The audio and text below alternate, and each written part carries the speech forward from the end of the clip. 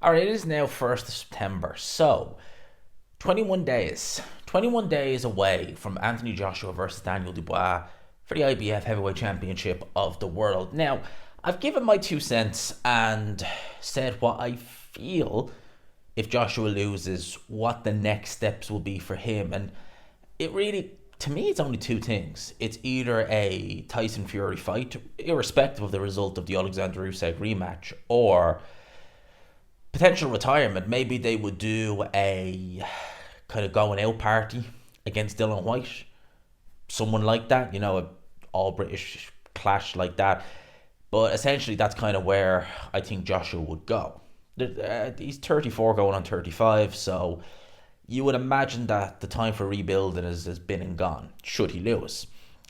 Now, Daniel Dubois, on the other hand, now he is the people that most expect will lose. And a lot of people expect him not just to lose, but lose devastatingly. Like, this won't be a Joe Joyce loss. This won't be an Alexander Usyk loss. This is going to be a down, counted out, good night Irene type of loss. How does he come back? Even if it's not that, how would he come back from a loss to Anthony Joshua? Again, it does depend, I would say, on the nature of the defeat. Let's just say, see, I can't envision this fight not ending in a knockout either way. It wouldn't even shock me if the winner has to pick himself up off the canvas at some point. I can just see this fight being fireworks. Fireworks from the get go. If he loses in a competitive fight where maybe he does hurt or drop Anthony Joshua but ultimately gets taken out, if he goes in there, gives a brave account of himself but ultimately gets taken out because his defense isn't there, if he gets stopped early, I think he can come back from all of them. The early one could be a little bit trickier, but I think he come back from all three of them. You got to remember, Dubois, he's been around a long time. He's been around about 7 years. Made his pro debut at the age of 19 back in April 2017. And pretty much from the get-go, he was, I know Frank Warren originally was kind of teasing, could he beat Mike Tyson's record or break Mike Tyson's record? And that was, I think, more just to kind of like tease it. Never in the way young Moses Atelma has been talked about, where they're flat out saying it's what we want to do. They did kind of tease it a little bit, but for the most part, it was just bring Daniel Dubois along. They matched him right. I remember when he knocked out AJ Carter, there was a lot of people who were really hyped about him with that knockout. I mean, AJ Carter was never that good anyway, but a lot of people were hyped about him, this big, hard-hitting young heavyweight. And yeah, they did a good job getting his name out there. He was matched very well, was made to look devastating. He is a big puncher, very strong man, Daniel Dubois as well. And ultimately, he done well up until he ran into Joe Joyce. He was able to come back from that. Frank Warren did it in a particularly good way. He matched him against Bogdan, who's not a very game heavyweight, is probably the right word. There's a little bit of something there at Bogdan, but he's got no heart for battle whatsoever. And Daniel Dubois was able to beat him. It put him in line the challenge for the WBA regular title. He was able to pick that up against Trevor Bryan, who we know is no real great shakes. He was in terrible shape for the Dubois fight. Horrific shape he was in for that.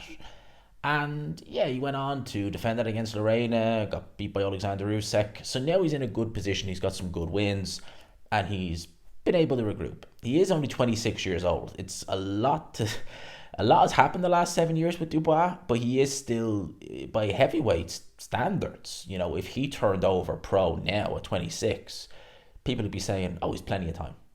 He's got at least 5-6 years before you have to really kind of start worrying. So he's got time on his side. That's something.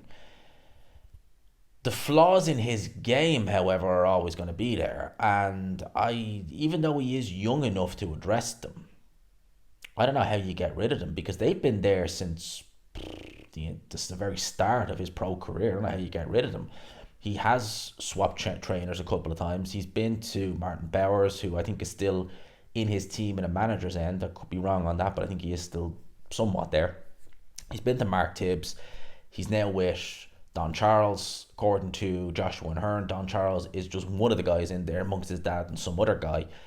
So there'll probably be more changes in Team Dubois, but would that even help him? I genuinely don't know.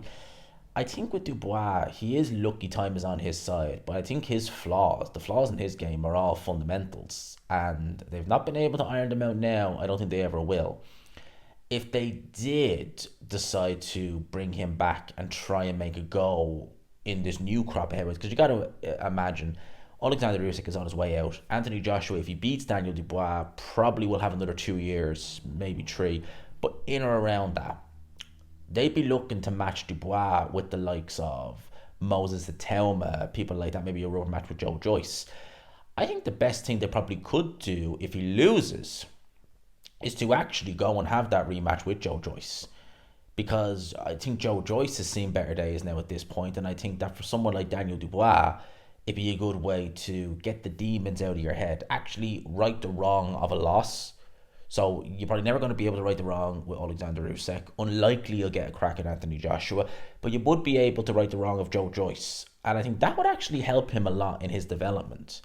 Because he is, at the end of the day, like, he's not the polished article. He is still a developing fighter. And I think it's only really the last year, with the help of his dad and Don Charles, that we've really seen Dubois develop mentally as a fighter. Because he really is a lights are on, no one's home type of guy. Everything just seems to go way over his head. Some would say that's a good thing because he never really tends to get too rattled. He never seems to let the occasion get the better of him because he just seems just happy to be there. But there is those demons, obviously, of him quitting against Joe Joyce, quitting against Alexander Usyk, wanting to quit against Kevin Lerena and having to be talked out of it by your trainer, Shane McGuigan. I think I didn't already mention he was with Shane McGuigan as well at one point, Daniel Dubois. So he's had a few trainers. I think a win over Joe Joyce would help him along the way. And with Den, I think it could be just a case then of actually taking your time with him. Because 26 years old, time is actually on your side. You don't have to go and grab the bull by the horn and be like, right, well, he's lost Anthony Joshua, right? It's now time to cash him out, blah, blah, blah, blah, blah. No. How old was Tyson Fury when he beat Vladimir Klitschko? Was he about 26, 27? And he missed, nearly 3 years of his career, had to lose over 100 pounds in weight. And obviously Tyson Fury is way more talented than Daniel Dubois probably ever will be. But you get what I mean. You can come back from a lot worse than a knockout defeat to Anthony Joshua, if you have time on your side. That's why I say it's more difficult for someone like an Anthony Joshua, who he doesn't have a great deal of time left in his career. Certainly, I mean, if he wanted to fight until he was 40, he probably could.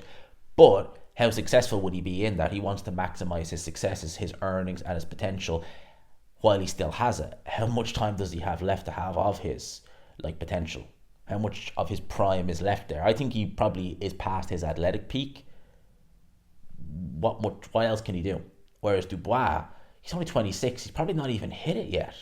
He probably won't even hit it until he's about 28, thereabouts. So there's a lot more you can do with him if he loses to Anthony Joshua, and especially if he gives a good account of himself. He'll have Frank Warren there saying, oh, well, in reality, he really, this is all too much for Daniel Dubois. It was too much when he fought Usyk, and it was too much when he fought Joshua. He's only 26 years. I mean, you got to remember, Hughie Fury, when he was how old was Hughie Fury when he fought Parker? I think he was 23, 24. I think Hughie Fury is about 30 now. And up until a few years ago, Peter Fury was still saying, you can't rush him, you can't rush him, you can't rush him. Despite the fact they were putting him in there against Povetkin, Kubrat Pulev, Joseph Parker, etc. I wonder would Frank Warren go down that road and maybe almost treat Daniel Dubois as, not take him down that avenue in a sense of, treating him as a newly turned over pro. Obviously they wouldn't match him like that. But you know what I mean? Like, treat him as, okay, we're starting from ground zero here. Let's see what we can do. We're in a different era, a different crop of heavyweights now. The likes of Usyk are on their way out, Fury on their way out, Joshua on their way out. By the time they're gone, the landscape's going to look different. Let's see what we can do. They're lucky with Dubois, they have time on their side. That's what I will say. That's why it's a more and look, I expect Dubois to lose. So for me, I'm going to look at Dubois and think, well, what will you do next when you lose? If you lose. But most likely you will. I think you will. And you look at it and you think there's a lot of things you can do. Now, if you contrast that to Joshua, I don't think he'll lose. But if he did, I'm thinking, sheesh. Oh boy, that's gonna be a tough one. That really is literally going to be a one and done, or a Tyson Fury fight, regardless if he beats Usyk or not. That's really it. At 34, going on 35, you can try it, but I mean, that's going to be a hard rebuilding job. You can try it, but that's going to be difficult. At 26, yeah, you can rebuild that. It might be your, what, third pro loss, but look at Derek Chisora. He's got, what, 13 of them? There you go. There you go. And I think Dubois is very different stylistically to Chisora, but I think that he definitely does certain things better than Chisora. So I think he could come again. So that's what I got to say on this one. Let me know your thoughts in the comment section below. I can imagine most people are going to be picking Dubois to lose. So the question then is what would he do if you were in his team, you were managing him? What would you do with him next if you lose to Anthony Joshua?